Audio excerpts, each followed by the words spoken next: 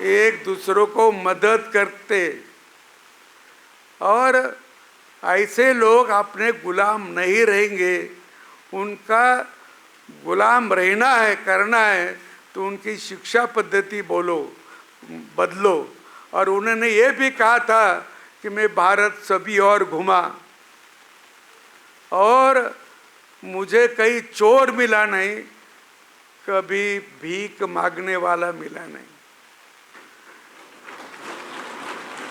जब अपने देश में चोर भी नहीं थे और भीख मांगने वाले भी नहीं थे, तो ऐसे उसमें अपन रोहित पकड़ते कि हमारे पास ऐसे ऐसे लोग हैं, वो थोड़ी आगे चर्चा चोरी करेंगे तो चोरी करने लगते, जो फिर कायदे में दुरुस्त संविधान में फिर उस पर अमेंडमेंट करना पड़ती है, फिर अमेंडमेंट करते हैं, ये भी आप सुनते। लेकिन अमेंडमेंट करना है, घटना दुरुस्ती करना है तो देश के हितों में करना है, देश के हितों में और जनता के हित में करना चाहिए।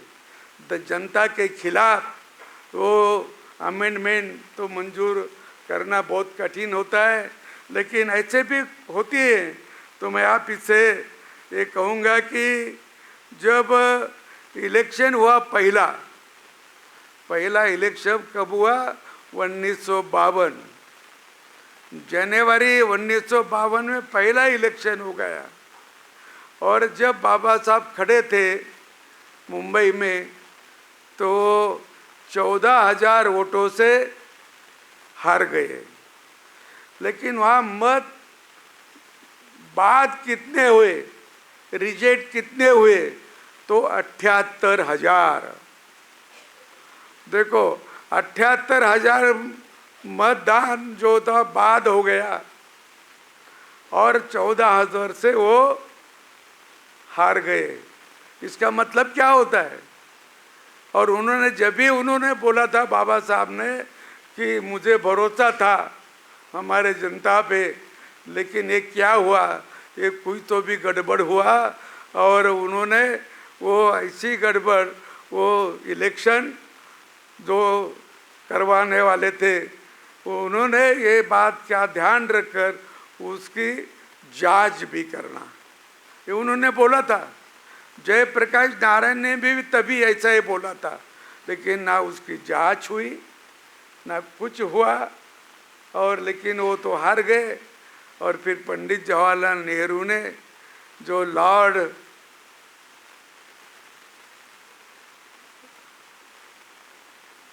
हमारे वो यहाँ के सर्वे थे माउंटबेटन, लॉर्ड माउंटबेटन को नहीं तो लेडी माउंटबेटन को पंडित नेहरू ने खत लिखा। क्या लिखा उसमें कि मुझे मुंबई स्टेट, जब अपने देश में 15 स्टेट थे, मुंबई स्टेट कहाँ से होता मालूम है? जब कराची से लेकर इधर कर्नाटक से धारवाड़ वगैरह सभी कुछ 5-6 जिले उसमें थे, वहाँ से एक बॉम्बे स्टेट था। और उसमें हमको कांग्रेस को अच्छी सफलता मिली और बाबा साहब को भी हम दूर कर दिए हैं। ये उनका पत्र है, पंडित जवाहरलाल नेहरू का, बाबा साहब को हमने दूर कर दिया है। तो ऐसे इसमें कोई न कोई तरी लगता है कि वो 78,000 बाद हो गए, 14 से वो हरे, तो ऐसे होता है, ऐसा हुआ। और ऐसे ये तो घटना के संविधान के खिलाफ भी हुआ। इधर मुझे मालूम नहीं, मैं एक किताब में पढ़ा, क्या पढ़ा, अभी कोई चैलेंज नहीं किया उसको, वो डालमिया का किताब है। रामपुर में, उत्तर प्रदेश का एक क्षेत्र है लोकसभा का, रामपुर, वहाँ मौलाना आज़ाद खड़े थे पहले इलेक्शन में और वो हार चुके थे। पंडित जवाहरलाल नेहरू ने उनसे, वहाँ गोविंद वल्लभ पंत मुख्यमंत्री थे, मुख्यमंत्री को फ़ोन किया या नीरव भेजा कि मौलाना आज़ाद हार गए तो तुम्हारी मुख्यमंत्री पद भी जाएगा। तो हार गए थे मौलाना आज़ाद को, वो उन्होंने विजयी घोषित कर दिया, विजय घोषित कर दिया। ये भी एक पुस्तक में मैंने पढ़ा है। तो ऐसा तो लोकतंत्र नहीं चलेगा।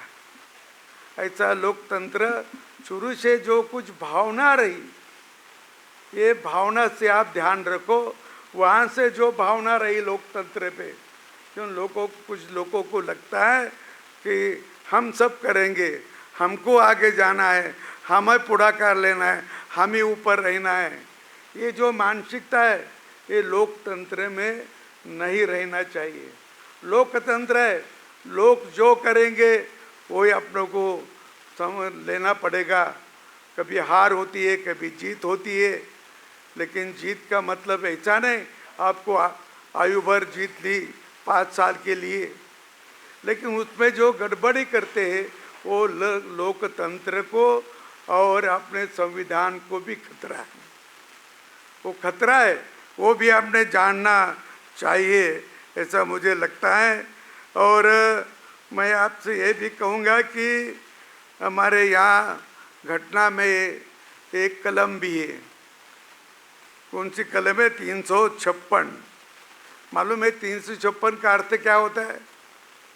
नहीं, 356 कलम का अर्थ ऐसा होता है कि जिस राज्य में जो सरकार चलाने में असमर्थ हुई, कुछ गड़बड़ी हो जाए, कुछ और कुछ हो जाए, सरकार असमर्थ बनी या जानबूझकर कोई और किया वो सरकार ने, तो राज्यपाल के ओर से एक पत्र भेजते और आज रिपोर्ट भेजते राष्ट्रपति को, और फिर राष्ट्रपति को रिपोर्ट जाने के बाद उनको लगा कि ये सरकार लोकहित के लिए नहीं चल रही, लोकहित के विरुद्ध चल रही, लोकहित के लिए ये सरकार नहीं चल रही, तो उनको बर्खास्त भी करने की उसमें पाबंद है।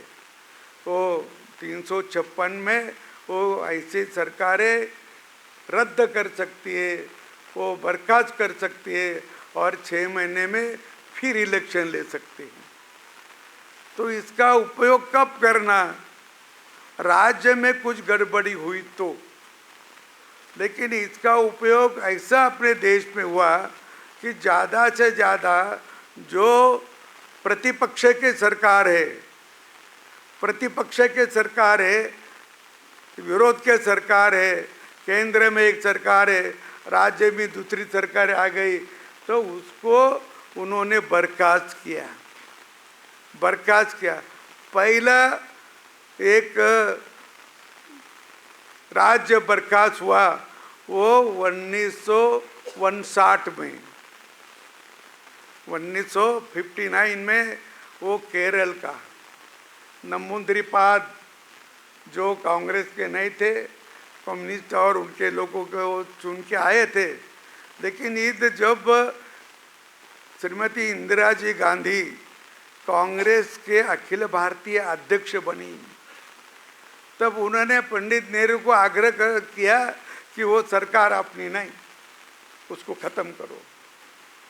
और इसीलिए पंडित जी ने वो सरकार राष्ट्रपति को बोल के वो 1959 को बर्खास्त कर दी। क्यों? वो विरोधी थी करके। वहाँ से लेकर अभी 80, 85 तक, 90 तक बहुत सरकारें बर्खास्त की। श्रीमती इंदिरा गांधी के मैं किसी को टीका टिप्पणी नहीं करता हूँ, लेकिन इतिहास आपको बताना इसीलिए बताऊँ कि आप सभी विद्यार्थी जो है वो इसका अभ्यास करने वाले हैं, और इसका अभ्यास करना है तो जो बात है वो आपको मालूम भी होना चाहिए। तो श्रीमती इंदिरा गांधी के 11 साल में 51 सरकारें बर्खास्त हुई, 51 सरकारें, हर 4 महीनों को एक सरकार हर 4 महीने को एक सरकार। इसका